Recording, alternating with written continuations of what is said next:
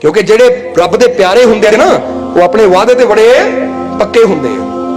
इत्थे हजरत उमर दे जीवन दी एक बड़ी प्यारी गल याद आ गई कि हजरत उमर उन्हां दी किसी होर बादशाह नाल जंग चल रही सी, काफी दिनों तो लड़ाई हो रही सी, जंग हो रही सी। आखिर वक्त आया जदों हजरत उमर दी जित हुई तो बादशाह उहदे कदमां 'च सी, तलवार हजरत उमर दे हत्थ 'च सी। जंग लड़दे जदों आमने सामने आए तो हजरत उमर ने उसनूं हराया, बादशाह कदमां 'च सी। हुण हजरत उमर इस तो पहला कि उहदी गर्दन कट दे तो हजरत उमर ने कहा कि तेरी कोई आखिरी इच्छा है तो दस, मरन तो पहला तेरी कोई आखिरी इच्छा है तो दस। तो उस वेले वो बादशाह ने कहा, कहंदा मेरी आखिरी इच्छा है कि मैं गुलाब का शरबत पीना चाहता है, क्योंकि पता सी पानी की इच्छा नहीं की, पानी तो इत्थे हुणे ही मिल जाना है, पर जिन्नी देर शरबत आएगा उन्नी देर जान तो बचेगी। क्योंकि हर मरदा बंदा ना कुछ टाइम लभदा, समा लभदा, कुछ होर टाइम मिल जाए। तो हजरत उमर ने उत्थे तलवार रोक ली, कहंदे ठीक है जे तेरी आखिरी इच्छा जरूर पूरी करांगे, नहीं तो जिहड़ा अगे दुश्मन काफी महीनों तो जिन्ना लड़ाई चल रही है, जिहड़ा इन्ना खतरनाक है, उन्होंने बंदा चॉइस नहीं पुछदा, नाल ही खत्म कर दिंदा है। हुण तुसीं कदी घर आए सप नूं थोड़ी पुछदे हो, हाँ भाई पहले दुध पीवां, सेवा करा तेरी, फिर लाठी मारन, दस की है। तुसीं कहंदे आ गया हाथों मार दिओ, बस मार के बाहर सुटो, इहनूं खतरनाक चीज है। मौका दिता तो किते दौड़ ही ना जाए, मौका दिता किते डंग ही ना मार लवे। और हजरत उमर ने पूछया तो उन्हें कहा जी मैं गुलाब का शरबत पीना चाहता। हजरत उमर ने अपने सहाबियां से नाल दे साथियों कहा जाओ भाई जिन्नी जल्दी हो सकता गुलाब का शरबत लेके आओ। थोड़ा टाइम लगा पर गुलाब का शरबत आ गया। जदों आया हुण बादशाह के अंदर डर पैदा हो गया, हुण मैं शरबत पी लिया तो मर जाना है, क्योंकि पता है कि चॉइस सी जो मेरी इच्छा सी वो पूरी हो गई। वो बादशाह जदों पी लिया, मौत का डर है, क्योंकि हजरत उमर के हाथ ही तलवार है, वो डर रहा है। तब उमर ने कहा बादशाह डर ना, आराम ना शरबत पी, मैं वचन करदा जब तक तू शरबत नहीं पिएगा मैं तेनू मारना नहीं है, डरना तू।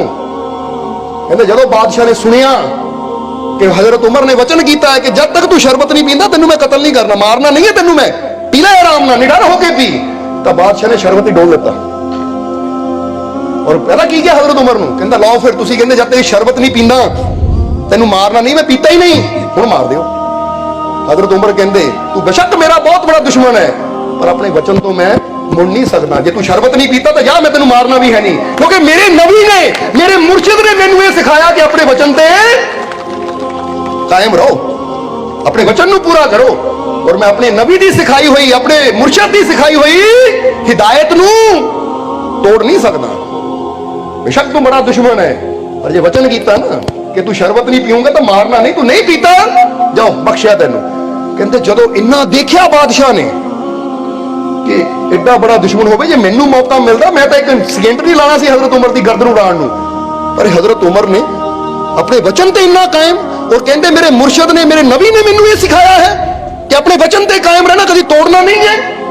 तो फिर उस वेले बादशाह ने हाथ जोड़े, कहते उमर तू मेरी जान नहीं लई, पर जिहड़ा मेरे अंदर बैठा मेरा हंकार है जो मर गया, मैनू भी वो नबी का कलमा पढ़ा दे जिहड़े नबी ने तेनू इत्थे तक पहुंचाया, इन्ना ईमान ते कायम किया, सच्चाई ते कायम किया, वादे ते कायम किया, इन्ना प्रेम करना सिखाया, और मैनू भी ओहदा ही रंग चढ़ा दे।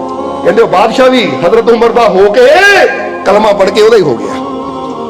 इनू कहते अपने वादे ते पूरा उतरना, अपने वादे ते कायम रहना, कमिटमेंट अपने आप ना करो।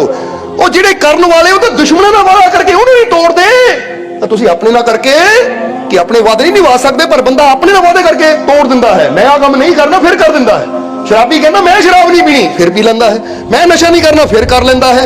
इंसान नूं पता चीज बुरी है, मैं नहीं करनी फिर बंदा करता है। तो कमाल दी गल है, अपने ना वादे करके पूरे नहीं करते। और एक और रब दे प्यारे सी जिन्हां ने दुश्मनों नाल वादे करके भी निभाए, नफे नुकसान की परवाह नहीं की, कल नूं की मेरा कर सकता है। वो कहते अपनी ईमान ते, अपनी जुबान ते कायम रहना है।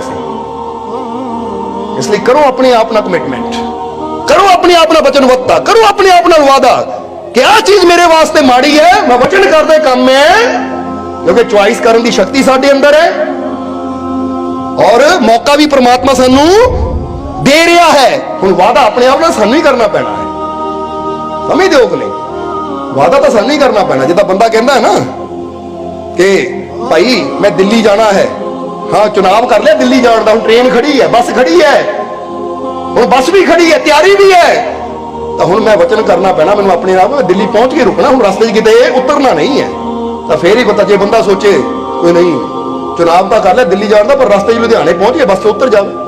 यदा मतलब चुनाव तो किया सी पर आखिर तक कमिटमेंट नहीं की मंजिल ते जान दी। ते तुसी एक चुनाव कर लो और सोचो जब तक मेरी जिंदगी है मैं कम करना है, वचन करदा अपने आप ना, मैं सिमरन करना है, मैं सत्संग च जाना है, मैं नेकी करनी है, मैं सब नाल प्यार करना है, मैं किसी ने नफरत नहीं करनी, किसी को नीवा नहीं समझना, और जब तक मेरे श्वास है मैं कम करने वादा करना अपने आप ना, क्योंकि